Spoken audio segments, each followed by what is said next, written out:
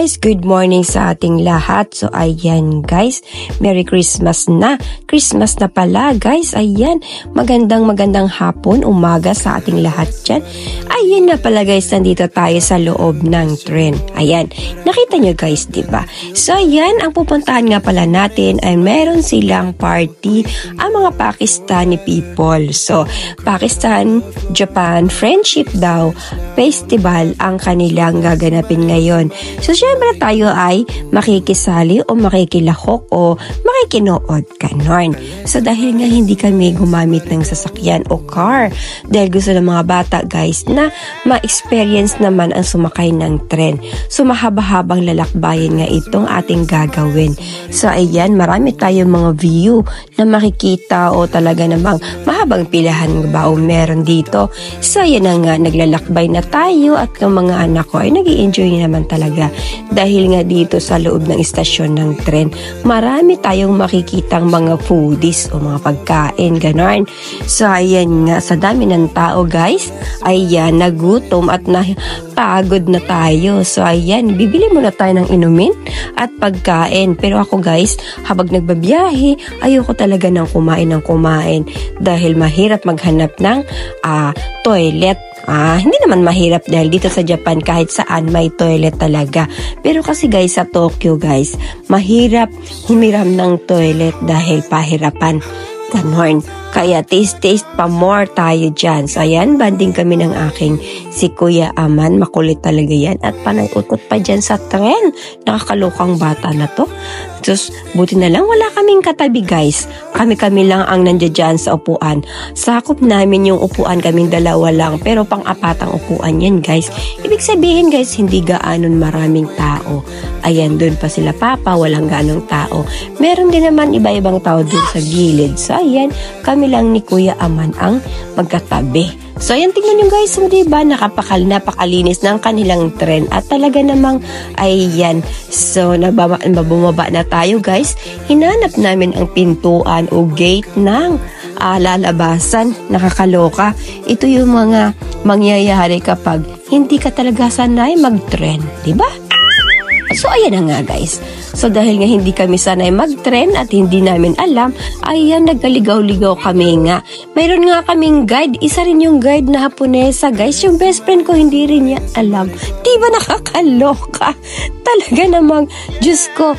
Pero inabot na tayo ng oras, nakalabas na rin tayo guys. Ayan, nandito na tayo sa Ueno Park. O ayan, napakaganda ng lugar na ito guys. Sa mga hindi pa nakapunta, hala, gora na kayo dahil marami kayong makikitang magagandang kamag-anak ninyo guys. Saya na nga.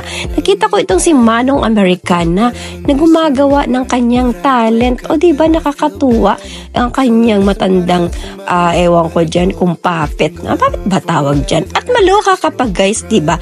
Tignan mo nga naman yung lugar na yan guys. O, maloka ka sa gitna na yan guys. Umuulan. In fairness, dyan lang mismo sa gitna. Pero sa aking kinakatayuan guys, hindi siya umuulan. May ganung factor talaga, ano?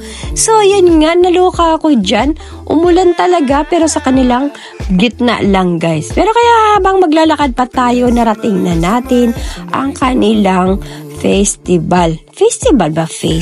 Festival. O basta ganun na lang yun guys. Ayan na nga. So ayan ang pinaka-favorite natin diyang puntahan guys o pinakasikat naman talaga o pinagmamalaki ng mga Pakistani people ay ang kanilang mango. Talaga naman kung ikaw ay nakatikim ng ganyang mango guys, maloka ka. Dahil sobrang tamis at walang kadaya-daya kahit nga sa puno mo pakunin. Sobrang tamis talaga. So ayan na nga ang mango nila guys. Sobrang tamis nga, sobrang mahal din guys. Kaya hindi kami nakabili ganon. Diba? Kung mamalasin ka rin naman guys, umulan pa talaga, nakakaloka. Diba? Pero blessing ba yan sa kanila o hindi natin alam? Pero sa ating mga Pilipino, kapag meron tayong mga ginagawang okasyon at umulan, diba blessing? So yan, habang nagpapatila tayo ng ulan, ngayon mga makukulit ko, Tingnan mo yung mga anak ng mga Pakistani. Napakaganda, di ba guys, no? Ang gaganda ng kanilang mga mata. At umila na nga guys. Tumila na yung ulan at ayan nasira pang payong ni Papa ko. At ayan na nga, sa sobrang ganda ng panahon na wala na yung ulan, ayan maglalakad tayo pero maputik. Pero tinatama lang kanilang ginagawa guys. Nilagyan nga nila ng carpet ang apakan para hindi maputik. O diba guys, no? At syempre, iwas basura din guys dahil dito sa Japan bawal talagang magkalat. Ayan ang kanilang mga ginagawa. Ayan niya sila guys. O diba? So, yan tingin tayo sa kanilang mga event kung ano yung mga gagawin nila. Magsasayaw ba sila o hindi ko alam guys. Pero ang pinunta talaga dyan yung mango. At syempre yung kanilang food. Nung una, hindi ako kumakain ng food nila guys. Pero nung syempre, si Papa na nagluto guys. Alam mo, naging favorite ko na yung kambing or maton. Maton ba tawag sa kanila? Basta kambing sa atin. Basta ganun na yun guys, no? So, yun na nga ang kanilang stage guys. Maloka ka sa kanilang stage, diba? Track lang, pero ayan. Nag-i-enjoy naman sila guys. At ako naman guys, talagang sa sobrang hingal ko guys, dahil hindi pa ako pwedeng maglalakad-lakad ng mahaba. Ayan, hiningal talaga ako dyan sa time na yan. At naloka ako, nawala pa sila. Si Papa, tsaka yung aking mga kiddos, hindi ko alam kung saan hahanapin sa dami ng tao guys. Pero na sobrang kainis ang asawa ko dahil nga, naghahanapan pala kami. What? Ganun. So, ayan na nga mga anak ko. Ayan na. Dahil nga napagod na rin sila at naaliw naman sila sa kanyang panonood ng fountain dyan guys. Ang linis ng lugar na yan guys. Kaya pag napagod, ayan, pahinga pa more. So, ayan guys. Dahil nga wala kaming nagawa, umuwi na rin kami. At ayan, habang pauwi kami at naglalakad, nakita ko naman si Japanese Mano. Ayan, nagumagawa siya ng kanyang puppet. Puppet ba tawag dyan? Basta naglabas siya kanya ng parang funny magic. Ayan. So, nag-i-enjoy ang mga kabataan sa kanyang ginagawa. O, diba? Eh, lahat naman tayo, guys, may kanya-kanyang talent. O, diba? So, yun nga, ang ating mga views ngayon. O, diba? I hope nag-enjoy ba kayo, guys? O, naloka kayo sa aking voice. Dahil nga ako'y inuubo, guys. Pasensya na, pero I hope na nag-enjoy kayo sa ating mga nakikita.